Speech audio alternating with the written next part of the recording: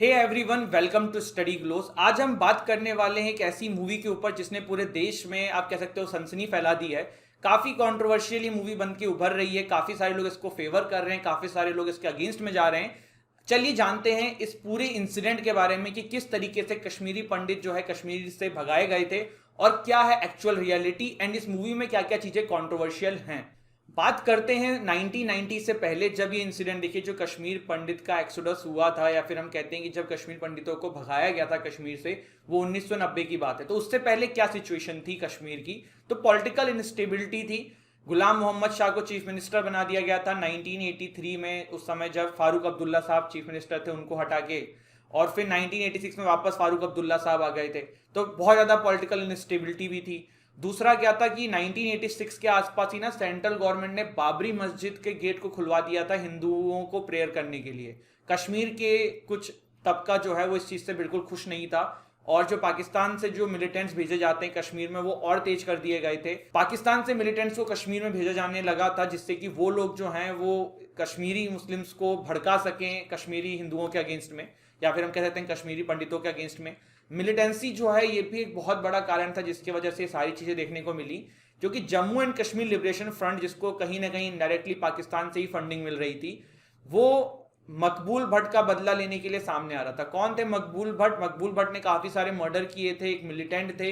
1984 में इनको फांसी दे दी गई थी। इनका फैसला जिन जज ने सुनाया था ना, उनको भी JKLF ने मारा था।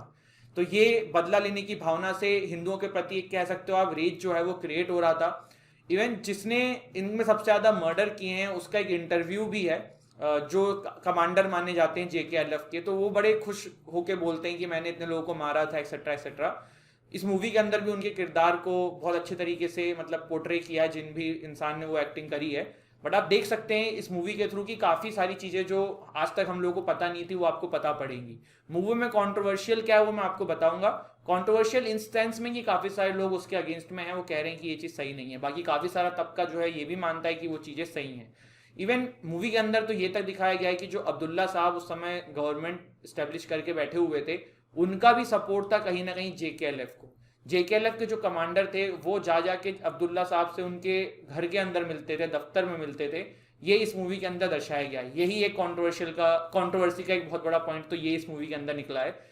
दूसरा यहाँ पे ये भी देखने को मिला है इस मूवी के अंदर कि सेंटर में जो उस समय सरकार थी, और इनडायरेक्टली ये बोला गया यूथ लीडर अपने आप को प्राइम मिनिस्टर उस समय बोलते थे, आप समझ सकते हैं किसकी बात हो रही थी। तो उन्होंने भी खास मदद नहीं करी। उन्होंने ये बोला कि भैया जम्मू कश्मीर के चीफ मिनिस्टर मेरे मित्र हैं, मैं उनके अगेंस्ट में नहीं जाऊंगा। तो ये दो कंट्रोवर्सी चीजें देखने को मिली। तीसरा, इस मूवी के अंदर ना भारत की एक बहुत प्रोमिनेंट यूनिवर्सिटी जो दिल्ली में है उसको इनडायरेक्टली लाया गया है पिक्चर में, और दिखाया गया है कि किस तरीके से वहां पे स्टूडेंट्स का ब्रेन वॉश किया जाता है। जो टुकड़े टुकड़े गैंग वाला जो चीज था, या फिर किस तरीके से आजादी के नारे लगाए जाते हैं, और कितनी मिस इन्फॉर्मेशन वहां पे फैलाई जाती है जिसके थ्रू लोग जो हैं वो काफी ज्यादा उस चीजों पे बिलीव करने लगते हैं। एक चीज इसमें यह भी दिखाई गई कि किस तरीके से उस यूनिवर्सिटी के प्रोफेसर भी इस चीज में इन्वॉल्व होते हैं और वो लोगों को ब्रेन वॉश करते हैं। आज से कुछ साल पहले हमने ये न्यूज भी सुनी थी कि जो बहुत सारे प्रोफेसर्स हैं वहां के, उनके ऊपर आरोप लगे हुए हैं, UAPA के अंदर उन पर चार्जेस लगाए जा रहे थे। तो ये सारी चीजें इस मूवी के अंदर दिखाई गई हैं जो काफी कंट्रोवर्शियल हैं, कुछ लोग इसको मानने को तैयार नहीं हो रहे हैं। तो ये तो मैंने आपको बताया कि 1990 से पहले क्या सिचुएशन थी। अब क्या हुआ, 19 जनवरी 1990 जो ब्लैक डे की तरह देखा जाता है, इस दिन के अंदर काफी ज्यादा वायलेंस कश्मीरी पंडितों के ऊपर होने लगा था। इवन ये बोला जाता है कि जो आसपास की मॉस्क होती थी उसमें अनाउंसमेंट होने लगा था कि कश्मीरी पंडितों को मार डाला जाएगा वरना आप भाग जाइए। इस तरीके की चीजें देखने को मिली। 20 जनवरी को भारत सरकार ने फ्लाइट अरेंज करी थी जब पहली बार कश्मीरी पंडितों को कश्मीर से निकाला जाने लगा, और उस समय अब्दुल्ला साहब की सरकार को गिरा के वहां पे गवर्नर रूल इम्पोज किया था, एंड वजाहत हबीबुल्ला को गवर्नर की तरह अपॉइंट किया गया था। अब यहाँ पे देखिए ये भी बोला जाता है, वजाहत हबीबुल्ला के द्वारा बहुत जगहों पे ऐसी स्टेटमेंट उनके द्वारा दी गई है कि उस समय जो जम्मू कश्मीर के अंदर गवर्नर अपॉइंट किए गए थे जगमोहन साहब, इन्होंने उनसे दरख्वास्त करी थी कि कश्मीरी पंडितों को यहाँ से निकालने की जगह सुरक्षा टाइट करी जाए जिससे चीज़ों को मैनेज किया जा सके, लेकिन जगमोहन साहब ने उनको निकालना ज़्यादा बेटर ऑप्शन समझा।